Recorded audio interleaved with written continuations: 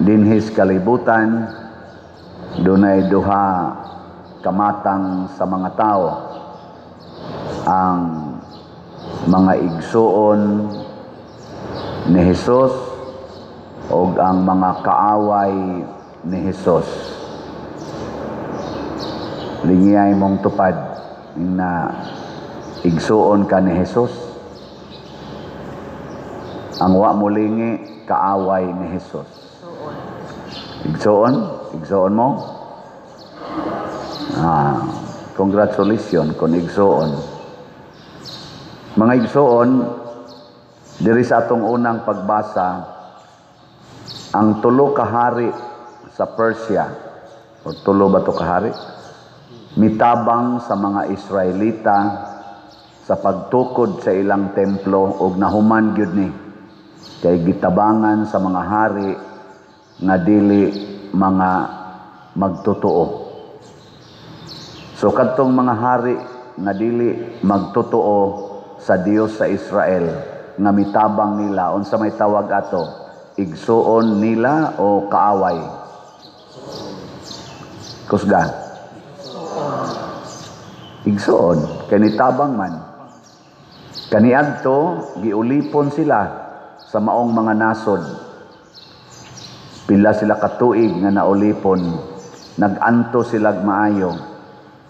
Pero kay nagtuman man sila sa sugo sa Ginoo nga niingon, higugmaa inyong kaaway, alagari ang inyong isig katao, ug pasana ang inyong cross.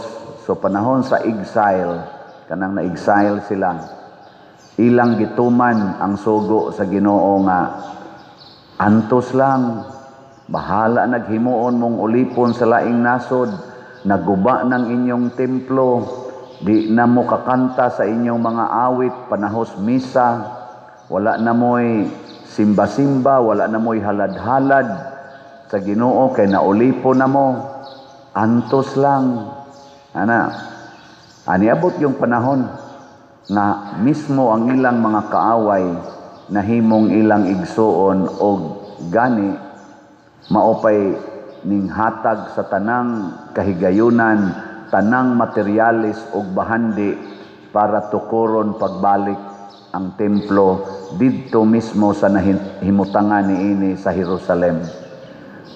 Muna ang Ginoo niingon siya, nagtawag mo sa akong biological mother nga si Mama Mary ug akong inahan ug ang iyang mga suod nga mga igagaw ug mga suod nga barkada nga tawgon man nag-igsuon nila sa una. Si Jesus wa mo agree ni ana. Niingon siya, kinsa man ang akong inahan ug mga igsuon, mao kadtong mamati sa pulong sa Dios ug magtuman niini. Nabatay mo ingon ako nga, Padre, nganong makigsuod man ka anang laig tinuhuan, nga mudawat pag yung kag mupalit silag slat, nga lain man na silag tinuhuan. Unsa may inyong itubag ana kung kamoy pangutanon? Igsuon. Oo, nanong deglaen kag tinuhuan, pwede man ta mahimong igsuon. Basta, naminaw ka ug nagtuman sa pulong sa Dios. Ug unsa may number 1 na pulong sa Dios nga komo natong tanan? Kana gyung paghigugmaay. Paghigugmaay. Naghigugmaay ba ang mga Marcos ug ang Duterte? Ang Marcos administration ug ang Duterte administration naghigugmaay ba? Naghigugmaay ba ang Marcos, Duterte ug ang mga yellow, mga dilawan, mga pinklawan? Pero kini silang mga grupuha mao ni ang nagda sa atong major political parties sa Pilipinas. Ug kining atong mga politicians, maukuno ni sila ang atong mga leaders, builders of our country, caretakers of our national wealth, people of material, human resources o material, monetary resources. Mauni sila, yung nag-away-away ni sila. Nga naman, wa maminaw sa Ginoo nga nag-ingon paghigugmaay kamo. O kinsa may unang higugmaon unta sa mga leaders, ang labing ubos. Kay niingon sad si Kristo, ang Ginoo mismo niingon, ang inyong buhaton ngadtos mga biyuda nga kabos, mga ilo, ngadtos mga masakiton, ngadtos mga waybalay, ngadto sa mga sinalikway, maunay inyong gibuhat nga ris Ginoo. O gi-claim sa na ni Kristo kay Ginoo man siya, whatever you do to the least of your brethren, you do it to me. Kana pa lang na ang daan, og maghigugmaay lang kita, murag dako-dako gitag mahimo. Ngilingi ay mong tupad. Napila na kaslat imong napalit. Ningna. Ay, so dahil duko, inighisgot at tugslat, mo duko na yun. Nga naman, wa man ka mahigugma kayo sa simbahan. Nya ang gugma sad nato usahay limited sigon lang sa atong gusto, dili sigon sa gustos Ginoo mo na. Niingon sa dang Ginoo, paghigugma ay kamo sama sa akong paghigugma kaninyo. Dili lang sa inyong gusto. Kay wa na diya kakagusto, unsa man niya nimo paghigugma. Una pasalamat ta kay last night yesterday, nahurot na gyud kahalin ang atong kneelers, no? Nanay ni kompleto nga ni pledge. Wala mo dugay kay ni react. So nag-order nako sa mga kneelers, unahon lang sa natong kneelers kay nanamay ni pledge, pero kasagaran 2 to 3 months nila bayaran. So kani mga pledges igalampo gyapon ni nato nga magmaayo lang gid ang ilang financial situation sa ni pledge aron matinuod gid nila, matuman gid nila ang ilang mga gisaad. Sa ato san mga Hilly funds, basig mahimo na ng unom next week, pero napay kaning gaunang upat, naapay tulo ana nga wala pa makompleto ang ilang pledges. Naigamay na lagkuwang, nasa dako-dako pagkuwang, iampo gyapon nato nga ilang tumanon ang paghatag kay ato na nang gibayaran dito sa supplier, pero nagsigi patagdawat sa nahihinay sa ni pledge ana. Pero gugma man, mausa na ato mga kneelers, ug maabot na to, basin pag magamit na nato niya, bisag dili pa kompleto ang nahatag, at least makatag-hatag na kita. Ug kinsa may mutapar aning dili pa kay kompleto nga mga pledges, ang atong mga slots.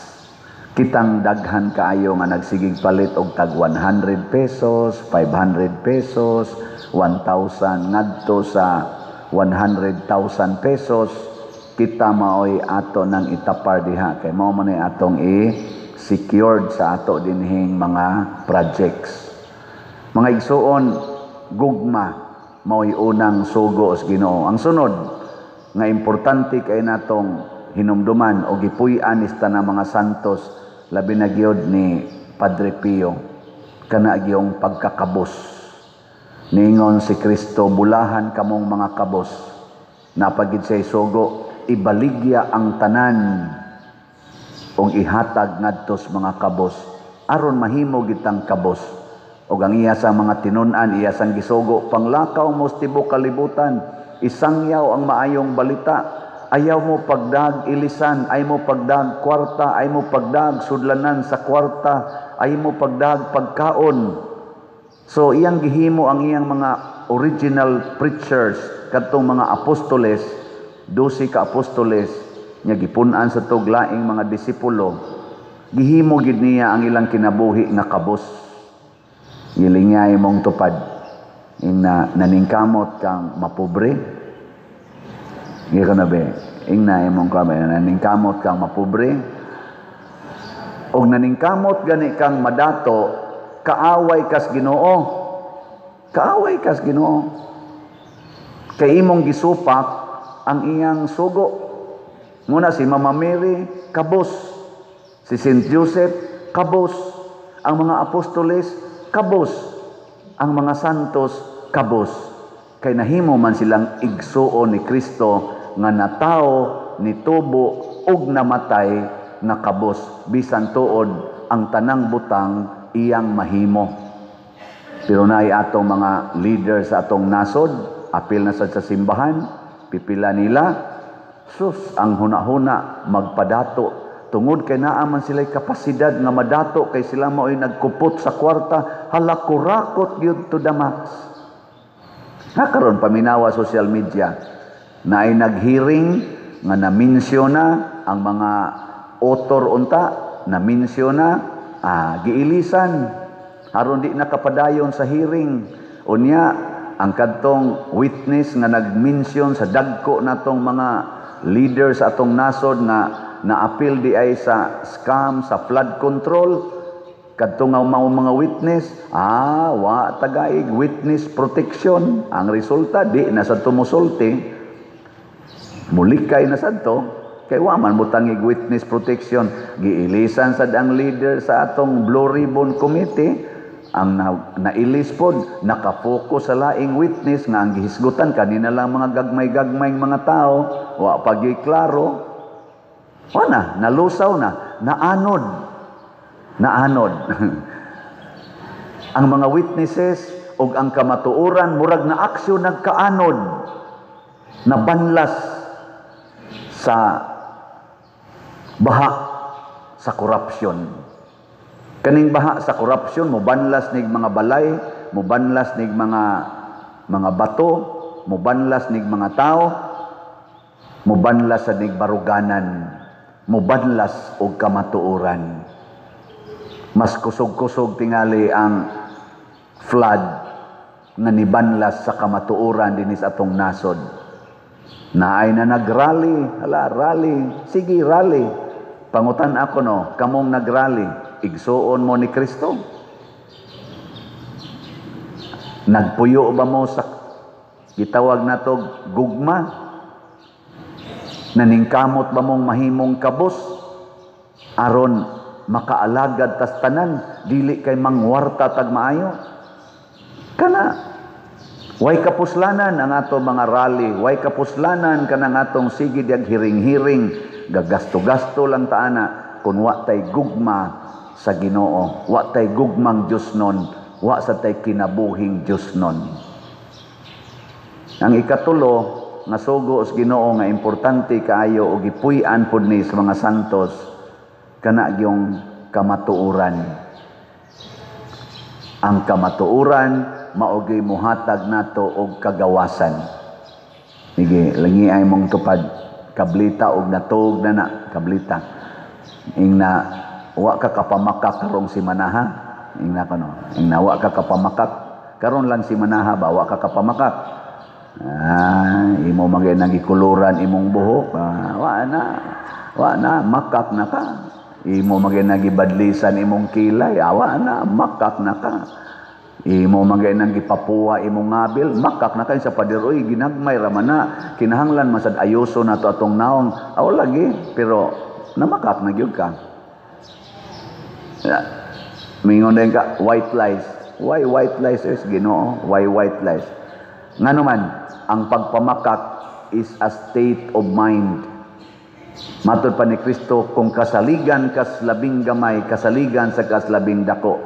Kung di ka kasaligan sa labing gamay, di sa kasaligan sa labing dako. Kung mamakak ka sa gamayng butang, mamakak sa kas dagkong butang. Ug mo na gihimos ato mga politicians karon, most of them.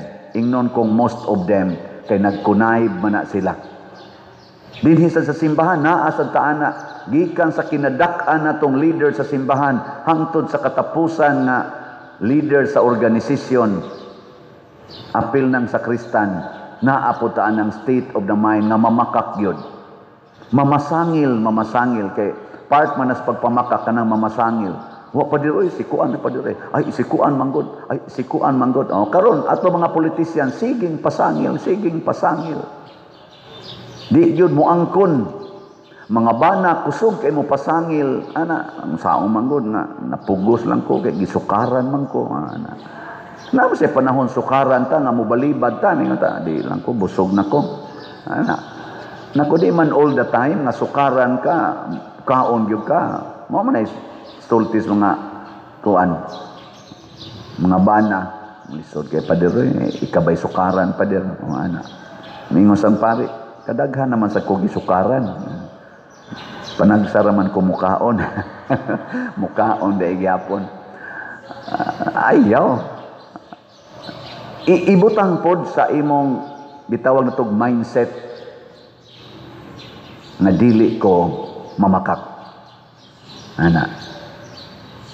Daghan kayong ni sa akong mga wali, daghan kayong ni bash nako diha sa social media.